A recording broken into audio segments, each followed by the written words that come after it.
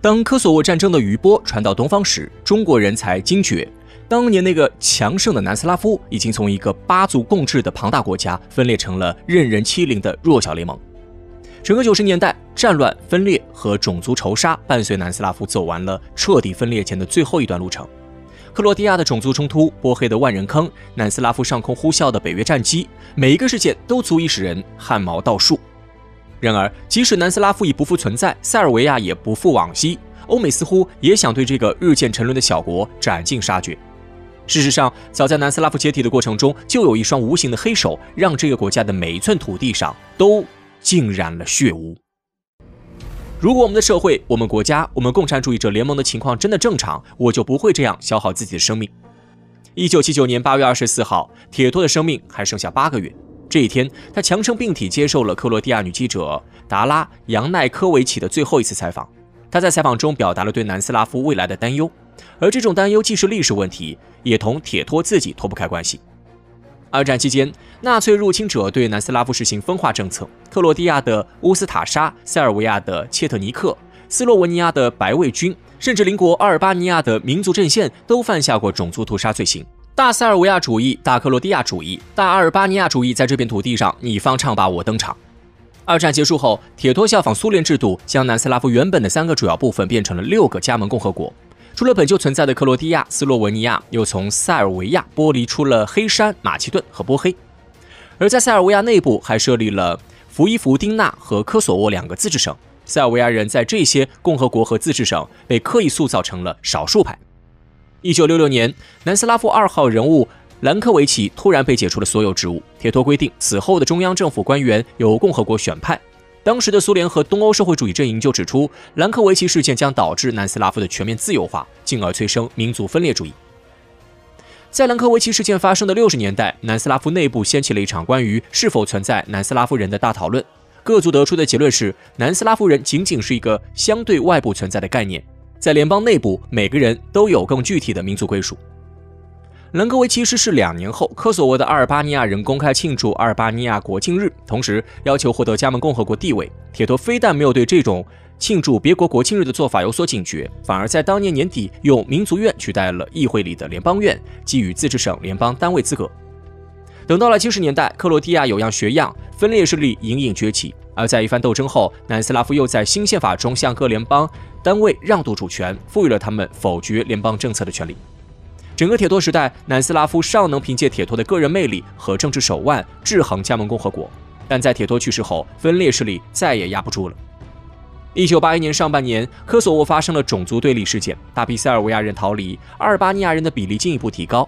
刚刚执掌大权的米洛舍维奇为了避免国家分裂，不得已再度拾起大塞尔维亚主义。他在科索沃禁止集会，逮捕抗议者，切断了科索沃与外界的联系。然而，经过几十年的分化，大塞尔维亚主义在塞尔维亚之外的7个联邦单位中已经丧失了市场。米洛舍维奇的政策反而引发了克罗地亚和斯洛文尼亚的不满。在科索沃危机后，各加盟共和国的抗议浪潮中，南共联盟主席团决定以批判的态度对整个南斯拉夫社会主义自治的政治制度及其各个部分和机制进行重新审查。这一审查就是4年，最后形成的文件对南斯拉夫的运作机制大多持否定态度。而不巧的是，在这份文件形成前后，南斯拉夫的经济也走到了崩溃边缘，最终在1989年与波兰同时采取了休克疗法。那几年，独立运动最为激烈的是经济发展最好的斯洛文尼亚，他们提出不对称联邦的主张，想要凭借经济优势获得更多权利。可塞尔维亚人则认为，南斯拉夫内部的经济发展不平衡，纯粹是塞尔维亚被吸血导致的。现在，这些加盟共和国又想在政治上凌驾于塞尔维亚之上，这是赤裸裸的背叛。1987年，南斯拉夫再次修改宪法，对铁托时期8大主体协商一致的原则做了明确。此时，南斯拉夫内部还维持着大致团结，但不到1年时间，南斯拉夫的政治形势就急转直下。1988年，各国之间的分歧在许多问题上出现了具象化的表现。斯洛文尼亚带头与中央政府唱反调，拒绝征收额外收入税，拒绝教学大纲保持一致，拒绝联邦法令高于共和国法令，拒绝军费拨款方案。在斯洛文尼亚等国的干预下，联邦政府的经济发展规划被迫搁浅，联邦总理米库利奇辞职。转年10月，焦头烂额的南共联盟宣布放弃一党制，各加盟共和国的反对派势力顷刻间崛起。今年9月26号，南共联盟通过决议，要求斯洛文尼亚推迟对该国宪法修正案的审议。但南共联盟的决议刚一下达，斯洛文尼亚议会像赌气一样，立马完成了对宪法修正案的审议。2个月后，南斯拉夫第一次多党制大选拉开帷幕，斯洛文尼亚、克罗地亚和科索沃的反对党上台阻隔，开始实行打压南共联盟的政策。其中，斯洛文尼亚第一时间抹掉了国名中的社会主义字眼。其他加盟共和国中，波黑和马其顿的南共联盟分支也丧失了执政权，但在议会中影响力尚存。因此，这2个国家既不反共，也不延续社会主义政策。还在坚持社会主义方向的，只剩下了塞尔维亚和黑山，以及一个自治省弗丁纳。原本铁板一块的南斯拉夫出现了3个发展方向，民族主义政权与社会主义政权的力量对比为5:3。这次选举之后，南斯拉夫社会主义联邦共和国已经名存实亡。事实中的南共联盟将自己的名称改成了更加温和的南斯拉夫民主社会党。而在纷乱复杂的局势中，政治分歧很快在境外势力的推波助澜下演变成了武装冲突。时间来到1991年，克罗地亚就独立问题举行了全民公投，斯洛文尼亚则直接成立了一支只听命于加盟共和国政府的军队。当年6月25号、26号，这2个加盟共和国同时宣布独立。2国独立的同时，斯洛文尼亚军队接管了边境、海关、公路和一批军事设施，切断了当地南斯拉夫人民军的水电供应。第2天，2支军队在边境相遇，爆发了南斯拉夫解体过程中第一场军队之间的冲突。经过欧盟的调停，联邦政府与州政府签订和平解决南斯拉夫危机宣言。宣言要求象征全国势力的南斯拉夫人民军在3个月内撤离斯洛文尼亚。实际上，人民军只用了10天就离开了这块曾经的祖国领土。而在斯洛文尼亚走向事实独立的同时，克罗地亚也陷入了混乱。人民军守住了当地的塞族聚居区。但他们在克罗地亚人的口中变成了入侵者，克罗地亚政府向克族人承诺要把他们赶出国境。在联合国的斡旋下，克罗地亚政权与联邦政府陆陆续续达成了10几次停火协议，每一份协议都没有逃过沦为废纸的命运。斯洛文尼亚局面已定，克罗地亚纷乱持续，看着斯克2族的独立运动愈演愈烈，波黑也坐不住了。当地的局势比前2个加盟共和国更加复杂。这里的塞族、克族和穆斯林3族鼎立，各方势力都想要独占政权。1991年10月，波黑议会在塞族议员全部缺席的情况下，通过了关于波黑主权问题的备忘录，强调波黑是保持现有边界的主权国家。这份备忘录为波黑留在南斯拉夫联邦设立了前提条件，那就是南斯拉夫内部的塞族与克族和平共处。但任谁都知道，当时2族人正打得不可开交，因此这份备忘录事实上就是一份独立宣言。1992年3月3号，波黑正式宣布独立。而在此前2个月，当地塞族就成立了塞尔维亚波黑共和国，3族一度达成协议，穆斯林不再寻求建立宗教国家，塞克2族也不再要求将土地并入塞尔维亚或克罗地亚。1个月后，塞尔维亚和黑山不再对南斯拉夫联邦抱有希望，这2个主体自己成立了新的南斯拉夫联盟共和国。原属于南斯拉夫联邦的人民军也在不久后离开了波黑，回到了前联盟大本营塞尔维亚。可3族之间的协议并没有给波黑带来和平，反而是人民军的撤离造成了权力真空。从此3方不再妥协，南斯拉夫解体过程中最血腥的波黑战争就此爆发。战争开始后不到3个月的时间，波黑80%的土地被战火吞噬，各族参战人员多达数十万。在这场任何人都不可能置身事外的战争中，手上没有枪的平民只有被仇杀的命运。想要存活下来，最好的办法反而是把子弹射向其他种族。最初的1年中，塞族人凭借人民军留下的大量武器、老兵和米洛舍维奇的支援站稳了脚跟，占领了波黑70%的土地。塞尔维亚波黑共和国总统卡拉季奇在波黑4处制造种族屠杀。为了阻挡塞族武装，克族和穆斯林结成同盟，但穆斯林孤立无援，克罗地亚也腾不出手来支援波黑塞族。2族联盟面对塞族的进攻仍然节节败退，波黑首都萨拉热窝被塞族围困了整整1年。到了1993年，克族与穆斯林发生内讧，克族转而倒向塞族。然而，就在战争即将结束之际，美国推动联合国向波黑派遣维和部队，随后北约以维和的名义进入波黑，在波黑上空设立禁飞区。此后2年时间里，联合国对维和部队的授权不断扩大，包括允许维和部队开枪自卫、武力保护营地。克族再次倒戈，与穆斯林一起享受到了北约的袒护。1994年11月，联合国授权北约空袭塞族武装，有限的维和被针对一方的军事打击取代。也是在这个月，美国废除了对波黑的武器禁运政策，波黑的内外形势都发生了根本性的逆转。又过了大半年时间，各方的围攻和米洛舍维奇的抛弃，迫使波黑塞族人坐到了谈判桌上。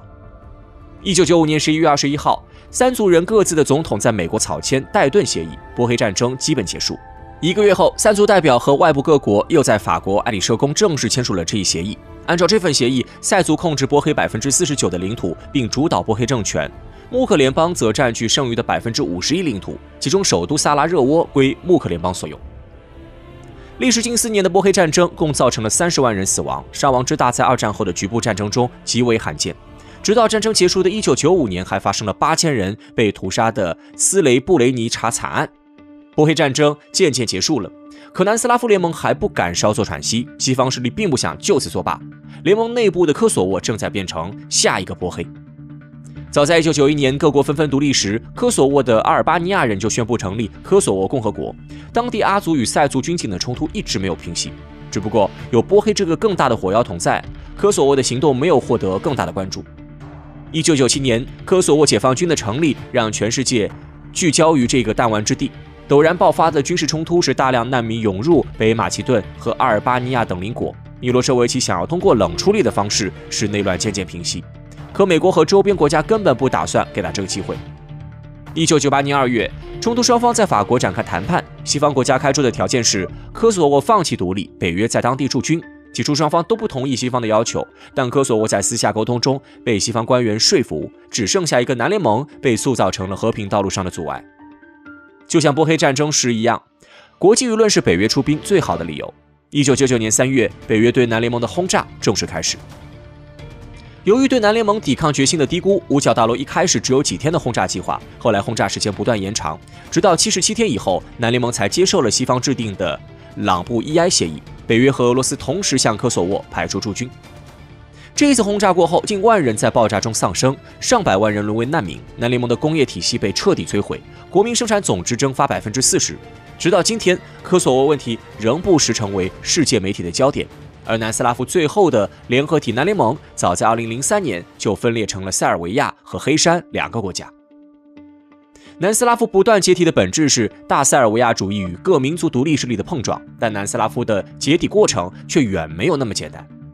像苏联、美国一样，当年的南斯拉夫法律中也有允许联邦主体自由退出联邦的权利。事实上，南斯拉夫当局也没有彻底否定这一权利。1987年以前，人们口中的大独裁者米洛舍维奇没有发表过一句民族沙文主义言论。斯洛文尼亚、克罗地亚、波黑的政权与中央政府分庭抗礼时，南联盟有能力派出人民军来一次雷霆镇压，但他们的实际行动却是以挽留为主。同一时期的苏联解体比南斯拉夫解体敏感100倍，但苏联各加盟共和国的独立过程却没有流一滴血。相比之下，南斯拉夫的解体却经历了斯洛文尼亚冲突、克罗地亚内乱、波黑战争和科索沃战争4场战乱。这就不得不提到西方对南斯拉夫局势的干预。要知道，苏联解体后，各加盟国都曾倒向西方，但塞尔维亚和南斯拉夫当局却不可能倒向任何一股势力。一战爆发前，塞尔维亚主导的反土联盟赶走了土耳其，塞尔维亚人对奥匈帝国的反抗又引发了第1次世界大战。2战结束后，南斯拉夫即便面临2大阵营的包夹，也不愿成为苏联的傀儡。而80、90年代巨变中的塞尔维亚和南斯拉夫政权依旧在坚持社会主义路线，这一切都让新老欧洲将其视为眼中钉、肉中刺。西方消灭南斯拉夫的意图早在70年代就已经出现端倪。按照他们的设想，随着铁托的离世，斯洛文尼亚将在1985年前后率先脱离南斯拉夫。80年代，南斯拉夫经济危机爆发时，国际货币基金组织承诺向南斯拉夫提供经济援助，代价是严格执行国际货币基金组织提供的结构改革方案，对内实行休克疗法。经过90年代俄罗斯等国的实践，今天的人们已经了解到了休克疗法有多恐怖，而它在南斯拉夫造成的直接后果就是经济进一步凋敝，财富更加集中。在一个多民族国家，必然会滋生出民族间的仇视。事实的确如西方设计的一般，当1991年斯洛文尼亚和克罗地亚宣布独立后，美国还在海湾战争中脱不开身。德国在当年12月率先承认了这2个独立国家，随后又以欧盟理应统一对外为由，在欧盟成立前的频繁往来中，极力要求欧洲各国承认上述2国。正是在西方的怂恿下，斯洛文尼亚和克罗地亚才会如此急于独立，进而引发了两国内部的种族仇杀。到了波黑战争时期，美国从德国手中接管了舆论话筒，西方的岛南行动更加激进。1992年4月7号，美国同时承认斯洛文尼亚、克罗地亚和波黑3个主权国家，但对塞尔维亚波黑共和国，美国的做法与半年前的德国如出一辙。波黑战争本该在1993年走到终点，可这一年，当地等到的不是和平，而是一群拉偏架的北约士兵。在北约的干预下，波黑战争的持续时间延长了1倍时间，而西方在这期间的政治干预也充满了偏袒。从库蒂莱罗方案到万斯欧文计划，再到欧文斯托尔滕贝格计划，西方提出的各种方案之前，要求波黑塞族让出20%的现有领土。1994年，美国提出的穆克联邦加邦联计划更是怪诞到了极点。这一计划要求克族和穆斯林先结成联邦，再以联邦的身份与塞族组成一个松散的邦联。美国解除武器禁运，联合国授权北约空袭塞族，都发生在塞族人拒绝这一计划之后。但战场上掌握绝对主导权的是美国和北约，塞族人如何反抗都无济于事，他们只能在屠杀穆斯林的过程中发泄怒火，然后老老实实的接受联邦加邦联计划基础上形成的5国和平方案。再后来的科索沃战争就更无需多言了，这场战争从一开始就是北约对南联盟主权的践踏。期间发生的中国使馆遇袭事件还造成了3名中国记者遇难。独裁者米洛舍维奇曾是美国政府口中的经济学者，波黑图夫、卡拉季奇是一个经常给出版社供稿的诗人，他们犯下的罪行无需避讳，但声讨他们的同时，人们也该思考一下是什么造成了他们的蜕变。是民族沙文主义吗？或许有这方面的因素吧。可是塞尔维亚的现任总统武契奇身上没有一点大塞尔维亚的影子，西方依旧没有放过这个国家和他的总统。他们难道不是在逼着今天的武契奇们变成90年代的米洛舍维奇吗？